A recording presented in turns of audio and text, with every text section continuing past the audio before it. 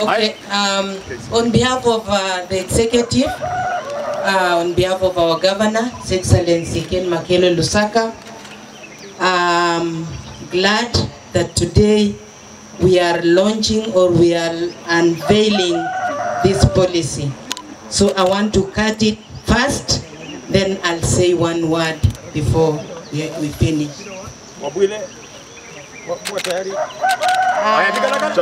Makofi.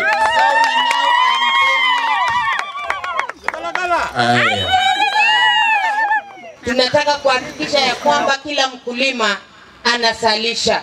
Tunaongea juu ya value chain. Tunataka kuongeza nguvu kwa zile vitu ambazo tunasalisha.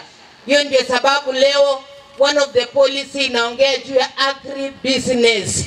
Tunataka tufanye biashara, tufanye agriculture iwe kama biashara. Tusifanye tu unalima kwa sababu unataka tu ukule, atu unafuga tu kuku, utajua kuku hakuna saa ile haijarudi nyumbani. Tunataka tufuke kuku iwe biashara, tunataka tulime iwe biashara ili iweze kutusaidia tuweze kuondoa umaskini ambao ungali umekita msisi katika kaunti yetu. Na ninajua ninyi pamoja na serikali tunahitaji kushirikiana kabisa ili tuondoe umaskini. Kuna jukumu lazima ufanye kama mwananchi ama mkulima, kuna juhudi lazima the assembly wafanye, kuna juhudi lazima executive wafanye. Na sisi wote tukifanya majukumu yetu vile inatakikana, ninajua kwamba at the end of it productivity itaongezeka, na ndipo tutakuwa tunaondoa njaa na pia tutaondoa umaskini. Tumepeana seed, sababu sisi seed yetu tulinunua Kenya seed, na Kenya seed ni hapa tu Kitale, so hiyo haikuwa na shida. Lakini shida tumekuwa nayo na fertilizer kutoka Nairobi.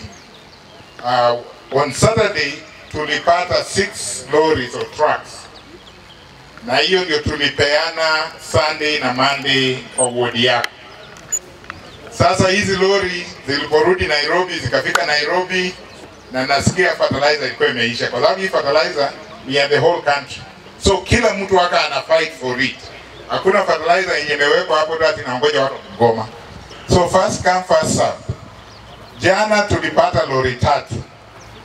Na hizo lori 3 zimemaliza sub county ya Bumula.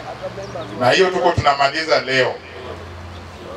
Hizi lori zikirudi Nairobi, it takes 2 days. Sasa zikirudi leo, itaingia Sunday au Monday. So tume-estimate ita take slightly over 7 days to cover the whole county. Lakini inakuja.